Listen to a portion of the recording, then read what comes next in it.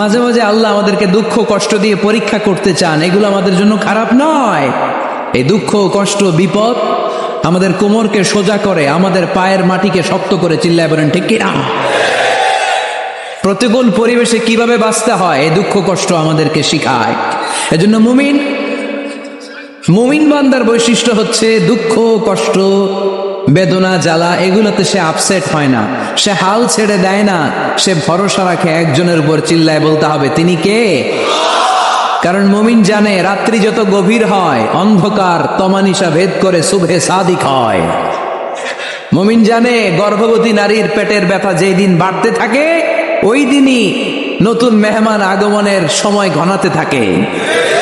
মুমিন জানে তার জীবনে দুঃখ কষ্ট বিপদ যত বাড়তে থাকে সুখের দিন কাছে আসতে থাকে। এজন্য মুমিনের হারাবার কিছু নেই। ইন্না মাআল উসরি ইউসরা, ইন্না মাআল উসরি ইউসরা। নবী হে, কষ্টের পরেই আছে আনন্দ, দুঃখের পরেই আছে সুখ। আপনি সমস্যায় পড়েছেন, ওই সমস্যার সমাধানও আছে না নেই?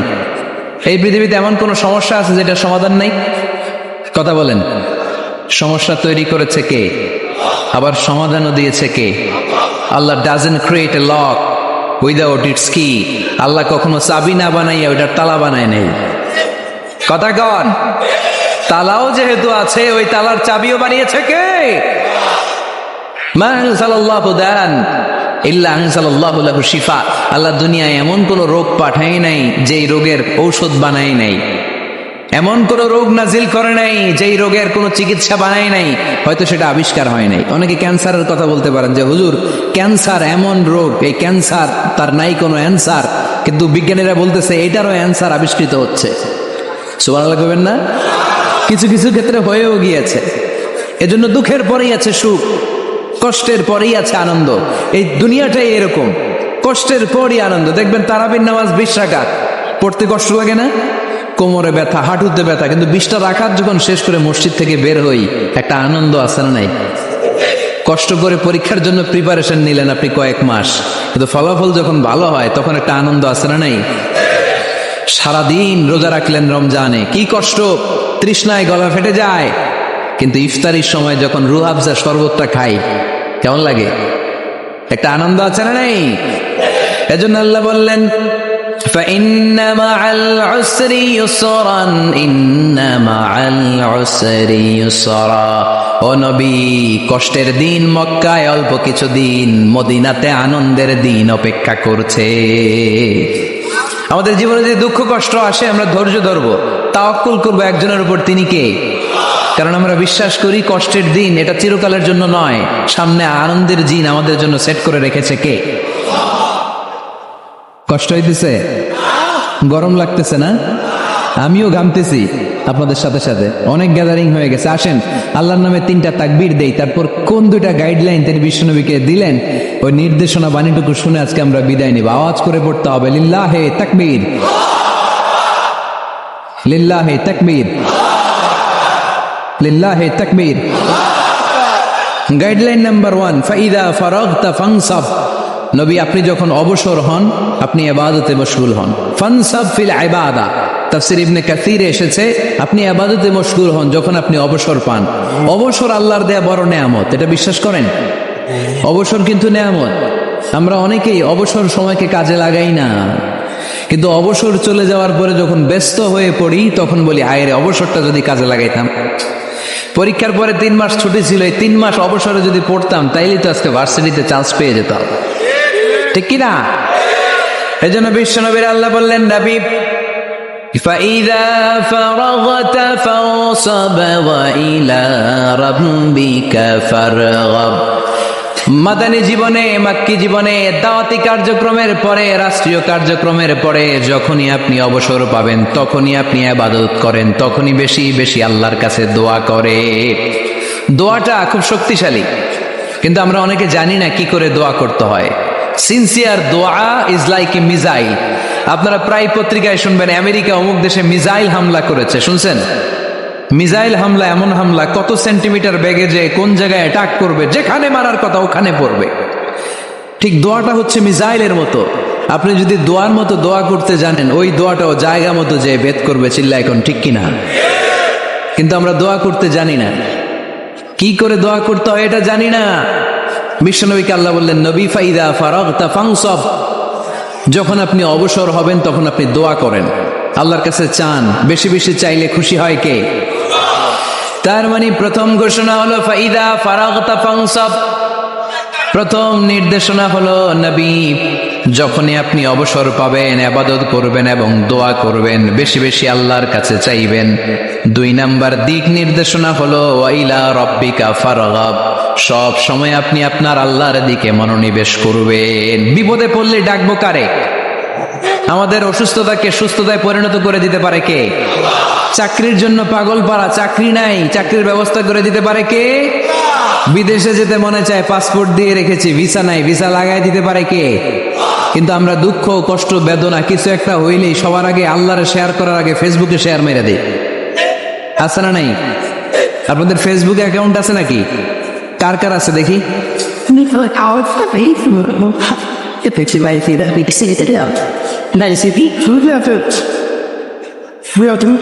আছে আছে, এটার জন্য আমরা ভালো কাজে লাগাই, ঠিক কিনা? আপনি চাইলেই এমন ভাবে ফেসবুক ফ্রেন্ড লিস্ট করতে পারেন যারা ভালো ভালো জিনিস শেয়ার করে, যারা মোটিভেশনাল জিনিস শেয়ার করে, ইসলামের পক্ষে কথা বলে। আপনার এক একটা শেয়ারে অনেকের জীবন বেঁচে যেতে পারে, ঠিক কিনা? একজন মুমূর্ষু রোগীকে বাঁচাতে রক্তের প্রয়োজন, রক্তের গ্রুপ এ পজিটিভ, যারা রক্ত দান করতে আগ্রহী তারা এই নাম্বারে যোগাযোগ করুন। ফেসবুকে মাঝে মাঝে এরকম নিউজ আসে না নেই? আপনি just you put down in share, শেয়ারের মধ্যে একটা পুট করে দিলেন, একটু শেয়ার মেরে দিলেন, ছড়িয়ে পড়লো হাজার হাজার ফেসবুক ফ্রেন্ডদের কাছে। তাদের অনেকে ব্লাড দিতে আগ্রহী, সে তাড়াতাড়ি যেয়ে সেখানে ব্লাড ডোনেট করে আসলো।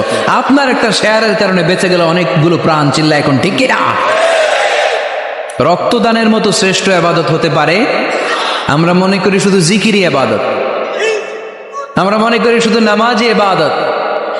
রক্তদান, এক ব্যাগ রক্ত থেকে অনেক মানুষকে বাঁচানো যায়। এর মধ্যে আছে হিমোগ্লোবিন, এর মধ্যে আছে প্লাটিলেট, আছে প্লাজমা। রক্তে একটা উপাদান আছে প্লাজমা, নাম শুনছেন? আগুনে পোড়া রোগীকে বাঁচাতে এই প্লাজমা লাগে। হসপিটালের বার্ন ইউনিটে যেয়ে দেখবেন মানুষ কিভাবে চিল্লায়। নুসরাত নামে একটা মেয়ে মারা গেল না? এক বদমাইশের কবলে পড়ে মারা গেল না? তাকে আগুন জ্বালিয়ে দেয়া হয়েছিল তার গায়ে, তার প্লাজমা গুলো জ্বলে গিয়েছিল। আগুনে পোড়া রোগীর যে কি কষ্ট, একটু দেখার জন্য হসপিটালের বার্ন ইউনিটে যাবেন, দেখবেন যে কি কষ্টে আছে তারা। এই প্লাজমা গুলোকে অনেক সেন্টিগ্রেড তাপমাত্রা নামিয়ে ঠান্ডা করে দেহে পুশ করা হয়। আপনার এক ব্যাগ রক্ত থেকে প্লাজমা আলাদা করা হবে, প্লেটলেটস আলাদা করা হবে, হিমোগ্লোবিন আলাদা করা হবে, শ্বেতকণিকা, লোহিত কণিকা আলাদা করে অনেকগুলো মানুষ বেঁচে যাবে। এজন্য ফেসবুক থাকাটা দোষের কিছু না, তবে ভালো কাজে আমরা ব্যবহার করব, ঠিক কিনা? আপনার ফেসবুক শেয়ারিং আপনার জান্নাতি বানাতে পারে, আর আপনার ফেসবুক শেয়ারিং আপনার জাহান্নামের লাকড়ি বানাতে পারে। চিল্লায় বলেন ঠিক কিনা? So the decision is yours, সিদ্ধান্ত আপনাকে নিতে হবে আপনি কিভাবে করবেন।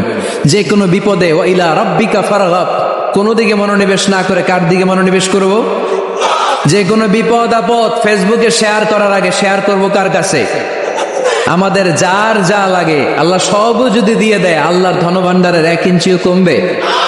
হাদিসে কুদসিতে আল্লাহ বললেন, লাউ আন্না আউওয়ালাকুম ওয়া আখিরাকুম ওয়া ইনসাকুম ওয়া জিন্নাকুম, পৃথিবীর সব জিন, পৃথিবীর সব মানুষ বিশাল মরুভূমিতে দাঁড়িয়ে যদি আমার কাছে চাইতে শুরু করে, আল্লাহ এটা দাও, ওটা দাও, ওটা দাও, আমি আল্লাহ তোমাদের সব চাহিদাও যদি মিটিয়ে দেই, আমি আল্লাহর ধনভাণ্ডারের 1 ইঞ্চিও কমবে না। এজন্য চাইবো কার কাছে? বিপদে আপদে ভরসা করব কার কাছে? আর অবসরগুলোকে কাজে লাগানোর দরকার আছে না নাই? স্বাবলম্বী হওয়ার চেষ্টা করার দরকার আছে না নাই? ফাইন্নামা আল উসরি ইউসরা, ইন্নামা আল উসরি ইউসরা। নবী হে, কষ্টের পরেই আছে সুখ, দুঃখের পরেই আছে আনন্দ। সবসময় মানুষের সময় একরকম কাটে না। এজন্য আমরা তাওয়াক্কুল করতে চাই একজনের উপর, তিনি কে? এরপরে রব্বুল আলামিন বিশ্বনবীকে নেয়ামতের বর্ণনার ঘটনা শুনিয়ে বিশ্বনবীকে সান্ত্বনা বাণী শোনাচ্ছেন আর পড়ছেন, ফাইন্না মাআল উসরি ইউসরান, ইন্না মাআল উসরি ইউসরা। নবী গো, নিশ্চয়ই কষ্টের পরে আছে আনন্দ, দুঃখের পরেই আছে সুখ। সুবহানাল্লাহ। কষ্টের পরে আনন্দ। দুঃখের পরে the struggle is permanent in our life. দুঃখ কষ্ট এটা আমাদের জীবনে পার্মানেন্ট না, এটা সাময়িক। আচ্ছা, আওয়াজ করে উত্তর দেন তো, এক বছরে কয়দিন আপনাদের ফরিদপুরে? কয়দিন? 365 দিন। গত 365 দিনে না খেয়েছিলেন কয়দিন? 20 দিন, 30 দিন। তার মানে অল্প কিছুদিন না খেয়েছিলাম, সারা বছরই খেয়েছিলাম, ঠিক কিনা? আচ্ছা, তো 365 দিনে অসুস্থ ছিলেন কয়দিন? 4-5 দিন, কিংবা 20 দিন, কিংবা 1 মাস, কিংবা 56 দিন, কিংবা 65 দিন। তার মানে বাকি 300 দিন আরামে ছিলাম কি ছিলাম না? তার মানে আমাদের জীবনে দুঃখ বেশি না আনন্দ বেশি? সুখ বেশি না কষ্ট বেশি? এজন্য আল্লাহ বললেন, খবরদার, মুমিন কখনো হেরে যায় না। মুমিনের হারাবার কিছু নাই। মুমিনের জীবনে যদি আনন্দ আসে, মুমিন শুকরিয়া করে, শুকরিয়া করলে সওয়াব আছে না নাই? আর মুমিনের জীবনে যদি দুঃখ আসে, মুমিন সবর করে, ধৈর্য ধরে, ধৈর্যেও সওয়াব আছে না নাই? তাহলে আমাদের সব দিক দিয়েই তো লাভ। আনন্দের দিনগুলাতে শুকরিয়া করব, আর দুঃখের দিনগুলাতে ধৈর্য ধরবো। দুইটার মধ্যে সওয়াব আছে না নাই? এজন্য বিশ্বনবী বললেন, আজাবান লি আমরিল মুমিন। মুমিনের বিষয়টা খুবই আশ্চর্যের। ফাইন আসাবাতহু সাররাউন শাকারা। মুমিন যদি আনন্দে থাকে সে শুকরিয়া করে, শুকরিয়া করলে লাভ আছে না নাই? ওয়াইন আসাবাতহু দাররাউন সাবারা। আর দুঃখে পড়লে সে সবর করে, ধৈর্য ধরে, ধৈর্য ধরলে সওয়াব আছে না নাই? তার মানে আমাদের হারাবার কিছু আছে। We have to go back to our Lord. আমাদেরকে আমাদের রবের কাছে ফিরে যেতে হবে। নাকি থেকে যাবেন? থাকবেন কে কে? কেউ থাকতে পারবো না। This is the nature of life. এটাই জীবনের নেচার, থাকা যায় না। বাংলাদেশের একজন আপকামিং স্কলার, খুব ইয়াং অ্যান্ড এনার্জেটিক একজন স্কলার, শাহাদাত হুসাইন খান ফয়সাল, আজকে মারা গিয়েছে, শুনেছেন? গতকালও আমি দেখছিলাম তাকে। গতকালও তরচাদা যুবক, আজকে নাই। This is the nature of life. কালকে হয়তো আমি থাকবো না, হুট করে চলে যেতে হয়, ঠিক না? এই যে জীবন পরিক্রমায় আমরা আসি, থাকি, আবার চলে যাই, এরপরেও আমাদের টনক নড়ে না। আমাদের হৃদয় বড্ড পাষাণ। আমাদের এই হৃদয় নরম হতে চায় না, আমাদের চোখ বেয়ে পানি নামতে চায় না। এটাই জীবনের নিয়ম, চলে যেতে হবে। দাদা চলে গেল, বাবা গেল, আপনি যাবেন না? এটা কি ভাবেন? এটা প্রতিদিন ভাবা দরকার যে আমাকে চলে যেতে হবে। আমার পরবর্তী জীবনের জন্য, পরজগতের জন্য আসলে আমি কি করছি? আমরা শুধু ছুটছি, পাগলের মতো শুধু ছুটছি।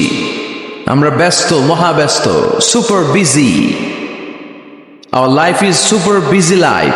এত ব্যস্ত, এই ব্যস্ততা যেন শেষ হতে চায় না। এত ব্যস্ততা কিসে? স্টপ, থামেন একটু, বসেন, sit down and think about death. The most certain thing in our life is death, and the most uncertain thing in our life is the time of death.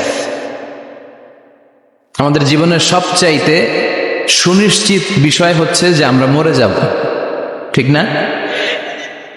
সুনিশ্চিত, আমিও যাব, আপনিও যাবেন। কিন্তু the most uncertain thing in our life is the time of death. আর আমাদের জীবনের সবচেয়ে অনিশ্চিত বিষয় হচ্ছে মৃত্যুর সময়। আমরা কবে যাব আমরা কেউ জানি না। চলে যেতে হয় এই ছোট্ট থেকে, শৈশব থেকে কৈশোর, সেখান থেকে যৌবন, তারপরে অবিবাহিত থেকে হয়ে গেলেন বিবাহিত, তারপর স্বামী হয়ে গেলেন, এরপর হয়ে গেলেন বাবা, এরপর হয়ে গেলেন শ্বশুর, তারপর হয়ে গেলেন নানা। আর কতদিন? অনেক দিন তো হলো এই পৃথিবীতে।